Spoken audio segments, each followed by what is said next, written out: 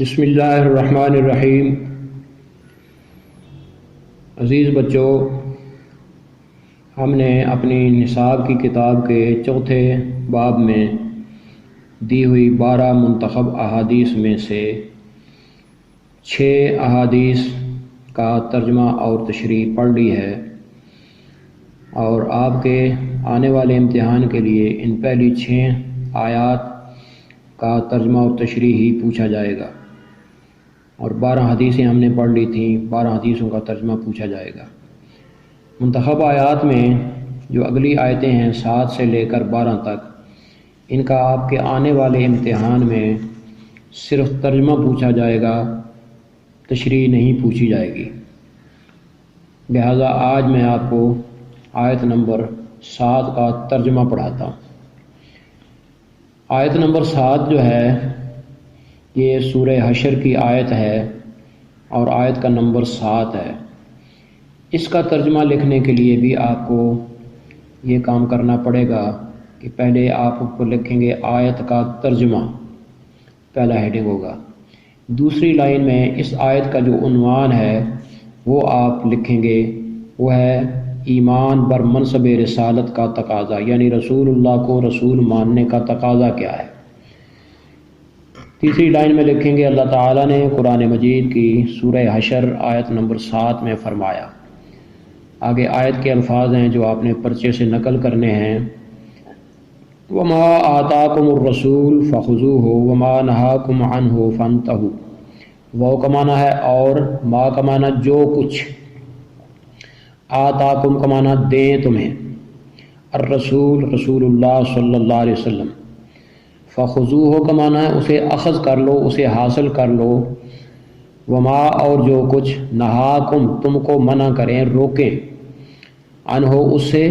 فانتہو پس اس سے رک جاؤ۔ ہم چونکہ بقائمی ہوش و حواس اللہ کے فضل سے، خوش قسمتی سے محمد صلی اللہ علیہ وسلم کو اللہ کا رسول مانتے ہیں، اور کلمہ طیبہ یا کلمہ شہادت میں اقرار کرتے ہیں کہ اشہد ان محمدً عبدہ و رسولہ، محمد الرسول اللہ صلی اللہ علیہ وسلم۔ تو اس آیت میں اللہ نے یہ بتایا کہ جب آپ نے حضرت محمد صلی اللہ علیہ وسلم کو اللہ کا رسول مان لیا ہے تو ایمان تو آپ کا ہو گیا، لیکن اس ایمان بالرسالت کے، رسول اللہ کو ماننے کے تقاضے بھی کچھ ہوتے ہیں۔ اور آپ دنیا میں بھی جانتے ہیں، آپ اپنے والد صاحب کو والد مانتے ہیں، ماں کو والدہ مانتے ہیں، تو ماں باپ کو ماں باپ ماننے کا تقاضا بھی ہوتا ہے، اور ظاہر ہے وہ تقاضے اچھے مسلمانوں کے لیے، اچھے بچوں کے لیے کیا ہیں کہ والدین کی عزت بھی کرتے ہیں، احترام بھی کرتے ہیں، والدین کا کہا بھی مانتے ہیں، ان کی نافرمانی نہیں کرتے، یہ والدین کا تقاضا ہے۔ بالکل اسی طرح سمجھیں کہ جب ہم اللہ کے فضل سے، اللہ کی دی ہوئی توفیق سے اسلام میں داخل ہوتے ہیں، اور اس کے لیے ہم کلمہ طیبہ پڑھتے ہیں، اور اس میں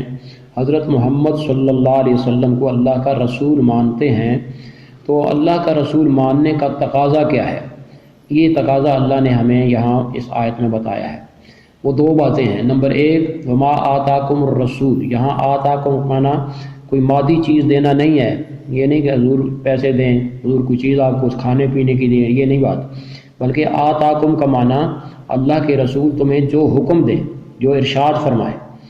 جو کام کرنے کو کہیں، وما آتاکم الرسول، اور جو کچھ تمہیں دیں رسول اللہ صلی اللہ علیہ وسلم، یعنی جو حکم دیں، فخذوہ اسے اخذ کر لے، یعنی اس حکم کو اپنے پلے باندھیں اور اس حکم پر عمل کریں، وما نہاکم اور رسول اللہ صلی اللہ علیہ وسلم تمہیں جس کام سے، جس بات سے منع کریں، روکیں، فانتہو اس سے رک جائیں۔ تو گویا رسول اللہ صلی اللہ علیہ وسلم کو ماننے کا تقاضا یہ ہے کہ ایک مومن اور مسلم کی حیثیت میں ہم اللہ کے رسول صلی اللہ علیہ وسلم کے ارشادات سن کر ان پر عمل کریں۔ جن باتوں سے، جن کاموں سے آپ صلی اللہ علیہ وسلم نے ہمیں روکا ہے، منع کیا ہے، تو آپ کو رسول اللہ ماننے کا تقاضا یہ ہے کہ ہم ان کاموں سے باز رہیں اور ہم ان باتوں سے باز رہیں۔ ان دونوں کو اگر آپ اکٹھا کریں تو اس کا مطلب ہے اطاعت، یعنی آپ نے رسول اللہ صلی اللہ علیہ وسلم کی اطاعت کرنی ہے، آپ کا حکم بجا لانا ہے، اور آپ نے جن کاموں سے، باتوں سے منع کیا ہے ان سے باز رہنا ہے۔ یہی دین کا تقاضا ہے اور یہ منصب رسالت ہے۔ اس سے اگلی آیت جو ہے یہ آیت نمبر 8، اس آیت میں اللہ تعالیٰ نے نماز کے بارے میں ایک بات ارشاد فرمائی ہے کہ مسلمان جو نماز پڑھا کرتے ہیں اس کے عملی زندگی میں فائدہ بھی ہے یا کوئی نہیں ہے۔ ایک تو عبادت ہے نا کہ ہم نماز پڑھتے ہیں اور خیال یہ ہمارا ایمان یہ ہے کہ اللہ کا حکم ہے، نماز پڑھی ہے، ثواب ملے گا، اجر ملے گا، نیکی ہوگی، یہ الگ اپنی جگہ، لیکن اس دنیاوی زندگی میں بھی اس کے ہمیں کوئی فائدے ہیں یا نہیں ہیں۔ تو اس آیت میں اللہ تعالیٰ نے نماز کی برکتیں بتائی ہیں۔ تو آیت کا ہم ترجمہ لکھیں گے۔ سب سے پہلے ہیڈنگ ہے آیت کا ترجمہ، اور دوسرے نمبر پر آپ ہیڈنگ لکھیں گے اس آیت کے اندر جو کچھ بیان کیا گیا ہے وہ ہے اقامت صلاۃ کی برکات، یعنی نماز قائم کرنے کی برکتیں کیا ہیں۔ اللہ تعالیٰ قرآن مجید کی سورہ عنکبوت آیت نمبر 35 میں فرماتے ہیں، آیت کے الفاظ ہیں ان الصلاۃ تنہا عن الفحشاء والمنکر، بے شک نماز منع کرتی ہے، تنہا کا معنی روکتی ہے، منع کرتی ہے، ان الصلاۃ بے شک نماز تنہا منع کرتی ہے، عن الفحشاء، فحشاء فحش کی جمع ہے، نماز اور فحش کہتے ہیں ہر وہ بات اور ہر وہ کام جو بے حیائی پر مبنی ہو، جسے سنتے ہوئے، کہتے ہوئے، کرتے ہوئے بندے کو حیا آئے۔ ان الصلاۃ تنہا عن الفحشاء، بے شک نماز منع کرتی ہے فواحش سے، فحش باتوں سے، فحش کاموں سے، والمنکر، منکر کہتے ہیں گناہ کا کام، اور اسلام میں ہر وہ بات جو اللہ اور رسول نے منع فرمائی ہے وہ منکر ہے۔ تو ان الصلاۃ تنہا عن الفحشاء والمنکر، بے شک نماز روکتی ہے بے حیائی اور بری بات سے، یہ اس کا ترجمہ ہے۔ اس کی انشاءاللہ تشریح جو ہے یہ بھی ہے، لیکن اس کی آپ کو چونکہ اس امتحان میں ضرورت نہیں ہے، لیکن میں نے اس آیت کی تشریح لکھ کر پرنسپل صاحب کے حوالے کر دی ہے، وہ اس آیت کی مکمل تشریح جو ہے وہ آپ کو بھیج دیں گے۔ اس کے بعد اگلی آیت ہے آیت نمبر 9۔ آیت نمبر 9 جو ہے اس میں قیامت کے دن کے بارے میں ذکر کیا گیا ہے۔ یہ آیت جو ہے یہ سورۃ الانعام کی ہے اور آیت کا نمبر 162 ہے۔ اس کا بھی ترجمہ لکھنے کے لیے آپ نے پہلے سطر میں لکھنا ہے آیت کا ترجمہ، اور دوسری سطر میں آپ نے لکھنا ہے روز قیامت اعمال کی ذمہ داری، یعنی قیامت کے دن ہم یہ جہاں نیک عمل کر رہے ہیں یا برائیاں کر رہے ہیں، قیامت کے دن ان کا ذمہ دار کون ہوگا، کس نے ہونا ہے۔ تو اللہ تعالیٰ نے قرآن مجید کی سورہ انعام آیت نمبر 162 میں فرمایا، آیت کے الفاظ ہیں وَلَا تَكْسِبُ كُلُّ نَفْسٍ إِلَّا عَلَيْهَا وَلَا تَزِرُ وَازِرَةٌ وِزْرَ أُخْرَى، وہ کا معنی اور، لا کا معنی نہیں، تکسب کا لفظی معنی ہے کسب، کسب کہتے ہیں کمائی کو، کمائی اچھی بھی ہوتی ہے، کمائی بری بھی ہوتی ہے، کمائی حلال بھی ہوتی ہے، کمائی حرام بھی ہوتی ہے، اور عمل کے اعتبار سے کمائی نیکیاں بھی ہوتی ہیں اور برائیاں بھی ہوتی ہیں۔ ولا تکسب کل نفس، کل کا معنی ہر ایک، نفس شخص، ولا تکسب کل نفس ہر شخص جو کچھ یہاں کماتا ہے، الا علیہا مگر اسی پر ہوگا، یعنی قیامت کے دن، دنیا میں نہیں آخرت میں، لا تکسب کل نفس الا علیہا، اور جو شخص جو کچھ کماتا ہے اس کی ذمہ داری اسی ہی کو اٹھانی ہے، اس کا ذمہ دار وہی ہوگا۔ ولا تازر، اور نہیں اٹھائے گا، تزر کا لفظی معنی ہے بوجھ اٹھانا، وزر کہتے ہیں بوجھ کو، اور تزر بوجھ اٹھانے والا، وازرہ بوجھ اٹھانے والا، ولا تازر وازرتن، کوئی بوجھ اٹھانے والا بوجھ نہیں اٹھائے گا، لا تازر اور نہیں بوجھ اٹھائے گا، وازرتن بوجھ اٹھانے والا، وزرا بوجھ، اخرى کسی دوسرے کا، یعنی قیامت کے دن کوئی شخص کسی دوسرے کا بوجھ نہیں اٹھائے گا۔ یہاں یہ بات یاد رکھیں کہ یہاں اس کسب سے مراد نیکیاں نہیں ہیں، برائیاں ہیں، گناہ ہیں، یعنی جب قیامت کے دن ہماری اللہ کی بارگاہ میں، اس کی عدالت میں پیشی ہوگی تو جس شخص کے ذمے گناہ ہوں گے تو اپنے گناہوں کا وبال اسی کے سر ہوگا، اسے سزا بھگتنی ہوگی، اپنے گناہوں کا انجام اسی کے سر پر ہوگا، اور کوئی اس کا رشتہ دار، حتیٰ کہ ماں، باپ، بھائی، بہن یا دوست، ان میں سے کوئی بھی قیامت کے دن کسی دوسرے کے گناہ کا بوجھ اپنے سر لینے کے لیے تیار نہیں ہوگا۔ اس کو آپ اندازہ کریں اس بات سے کہ ماں سب سے زیادہ قریبی رشتہ ہے، باپ سب سے زیادہ قریبی رشتہ ہے، بھائی بھی ہمارے بڑے خیر خواہ ہوتے ہیں، لیکن قرآن مجید میں ایک دوسری آیت میں اللہ تعالیٰ نے فرمایا ہے کہ یوم یفر المرء من اخیہ امہ و ابیہ و صاحبتہ و بنیہ، حشر کے میدان میں سب کو اپنی اپنی پڑی ہوگی، اور اس دن نہ ماں کام آئے گی، نہ باپ کام آئے گا، نہ بھائی کام آئے گا، کوئی کسی کے کام آنے والا نہیں ہے، بلکہ ہوگا کیا، ہر کوئی شخص کو اپنے گناہ کا بوجھ خود ہی اٹھانا ہوگا۔ تو ترجمہ ہم نے کرنا ہے، اور جو کوئی گناہ کرتا ہے سو وہی اسی کا ذمہ دار ہے، اور کوئی شخص دوسرے شخص کا گناہ کا بوجھ نہیں اٹھائے گا۔ 10ویں آیت ہے، اس آیت کا عنوان ہے عدل و احسان۔ ہم نے پہلی لائن میں لکھنا ہے آیت کا ترجمہ، دوسری سطر میں لکھنا ہے اس کا عنوان عدل و احسان، اور آیت ہے سورہ نحل کی، آیت کا نمبر ہے 90۔ تیسری آیت میں ہم نے لکھنا ہے اللہ تعالیٰ نے قرآن مجید کی سورہ نحل آیت نمبر 90 میں فرمایا ان اللہ یامر بالعدل والاحسان، ان کا معنی بے شک، پکی بات ہے، اللہ اللہ کا نام ہے، ان اللہ بے شک اللہ، یامر کا معنی ہے حکم دیتا ہے، امر کرتا ہے، بالعدل عدل کا، والاحسان اور احسان کا۔ تو ترجمہ کریں گے بے شک اللہ حکم دیتا ہے عدل کا اور احسان کا۔ عدل کا حکم کیا ہے؟ اللہ تعالیٰ کی اپنی صفت جو ہے وہ العدل ہے، اللہ کے جو صفاتی نام ہمیں 99 معلوم ہیں ان میں سے ایک نام العدل ہے، اور اس کا مطلب یہ ہے کہ اللہ تعالیٰ پورا انصاف کرے گا، کوئی شے کسی کے خلاف نہیں ہوگی۔ اللہ پاک نے ہمیں بھی عدل کرنے کا حکم دیا کہ ان اللہ یامر بالعدل، جب اللہ تعالیٰ عادل ہے تو ہمیں بھی عدل کرنا چاہیے اور کسی کے ساتھ زیادتی نہیں کرنی چاہیے۔ احسان کا مطلب یہ ہے کہ کسی کے ساتھ بھلائی کرنی چاہیے۔ اس کا تعلق در حقیقت حقوق العباد سے ہے۔ حقوق العباد جو ہم پر فرض ہیں، حقوق اللہ کے بعد سب سے زیادہ مشکل مسئلہ حقوق العباد کا ہے، تو اللہ تعالیٰ اس آیت میں یہ فرماتے ہیں کہ جب آپ نے حقوق العباد ادا کرنے ہیں تو ان اللہ یامر بالعدل، آپ نے حقوق عدل کے ساتھ پورے یعنی جس کا جو حصہ بنتا ہے، جو چیز بنتی ہے وہ آپ نے پوری اس کو دے دینی ہے، یہ ہے عدل۔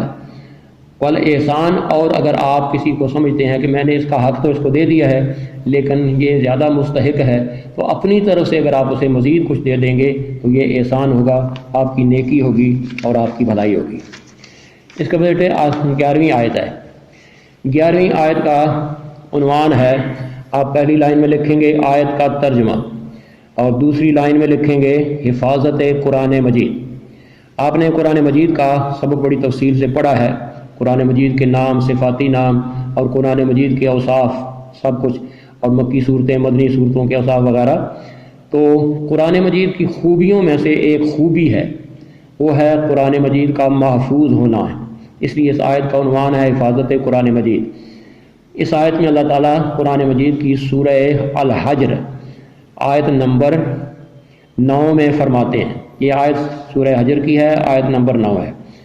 انا نحن نزلنا الذکر و انا لہ لحافظون۔ انا کا معنی بے شک ہم نے، نحن کا معنی ہم نے، نزلنا کا معنی ہم نے نازل کیا۔ یہاں آپ ذرا توجہ کریں، 3 جگہ اللہ تعالیٰ نے متکلم کا صیغہ، جمع متکلم کا صیغہ، انا ہم نے، نحن ہم نے، نزلنا ہم نے۔ اس کا مطلب کیا ہوا؟ بے شک ہم ہی نے۔ نزلنا کا معنی اتارا الذکر، الذکر کا لفظی معنی ہوتا ہے نصیحت، لیکن یہاں قرآن مجید کے صفاتی ناموں میں سے ایک صفاتی نام ہے الذکر، کہ سب سے بڑی نصیحت انسانیت کے لیے وہ قرآن مجید ہے جو اللہ کا کلام ہے۔ ساری بھلائی کی ساری نصیحتیں اللہ تعالیٰ نے اس میں بیان فرما دی ہیں۔ تو اللہ فرماتے ہیں انا نحن نزلنا الذکر، بے شک ہم ہی نے اس نصیحت کو اتارا، و انا اور بے شک ہم ہی، لہو اس کی، لحافظون، لحافظون کا معنی حفاظت کرنے والے، حافظ کا معنی ہے حفاظت کرنے والا۔ حفاظت کرنے والے کو محافظ بھی کہتے ہیں اور حافظ بھی کہتے ہیں۔ آپ کو معلوم ہوگا کہ جن خوش نصیبوں کو قرآن مجید یاد ہوتا ہے، زبانی یاد رکھتے ہیں، ہم انہیں عام طور پر حافظ کہتے ہیں۔ کیوں کہتے ہیں؟ اس لیے کہ وہ اس کتاب کی حفاظت کا ذریعہ بنتے ہیں، ان کی وجہ سے اللہ کی یہ کتاب محفوظ ہوتی ہے۔ اصل میں حافظ خود اللہ کی اپنی شان ہے، اور وہ فرماتے ہیں کہ ہم نے ہی خود اتاری ہے یہ نصیحت اور ہم خود اس کے نگہبان ہیں۔ چنانچہ یہی وجہ ہے کہ آج تک قرآن مجید محفوظ ہے۔ تو بچوں یہ تو میں نے آپ کو ترجمہ بتا دیا، لیکن ہمارے جو چوتھا باب ہے اس میں جو قرآن مجید کے اسباق ہم نے پڑھے ہیں ان میں سے ایک سوال آیا کرتا ہے حفاظت قرآن مجید پر نوٹ لکھیں۔ تو اگر حفاظت قرآن مجید پر نوٹ لکھنا ہو تو یہی آیت جو ہے آپ کی 11ویں نمبر آیت، انا نحن نزلنا الذکر و انا لہ لحافظون، ہم نے خود اتاری ہے یہ نصیحت اور ہم خود اس کے نگہبان ہیں۔ یہ نوٹ میں نے لکھ کر پرنسپل صاحب کو دے دیا ہے کہ یہ بھی آپ کو پرنسپل بھیج دیں گے۔ یہ الگ سے سوال اگر آ جائے تو آپ نے وہ سوال کا جواب لکھنا ہے۔ 12ویں آیت آخری آیت جو ہے اس کا تعلق رمضان شریف کے روزوں کے بارے میں ہے۔ آپ پہلی لائن میں لکھیں گے آیت کا ترجمہ، دوسری لائن میں لکھیں گے فرضیت صیام رمضان، فرضیت صیام رمضان یعنی رمضان کے روزوں کی فرضیت۔ یہ آیت سورہ بقرہ کی ہے۔ اللہ تعالیٰ نے قرآن مجید کی سورہ بقرہ آیت نمبر 183 میں فرمایا، یا ایھا الذین آمنوا کتب علیکم الصیام، اے ایمان والو فرض کیے گئے تم پر روزے۔ یا کا معنی اے، ایھا کا معنی اے، یا ایھا کہہ کر اللہ تعالیٰ نے ایمان والوں کو اپنی طرف متوجہ کیا۔ الذین آمنوا، غالباً پہلے بھی میں نے آپ کو بتایا ہے کہ قرآن مجید میں تقریباً 90 مقامات پر اللہ تعالیٰ نے یا ایھا الذین آمنوا سے خطاب کیا۔ آپ نے جو منتخب آیتوں میں پہلی آیت پڑھی ہے اس میں بھی یہی الفاظ ہیں، یا ایھا الذین آمنوا اتقوا اللہ، اے ایمان والو اللہ سے ڈرو، یہ وہی الفاظ ہیں، یا ایھا الذین آمنوا، اے ایمان والو۔ کوتبہ کا لفظی معنی ہے لکھ دیا گیا، لکھا گیا۔ ایک ہے میرا لکھا ہوا، ایک ہے آپ کا لکھا ہوا، ایک ہے کسی اور بڑے سے بڑے آدمی کا لکھا ہوا، اور ایک ہے اللہ کا لکھا ہوا۔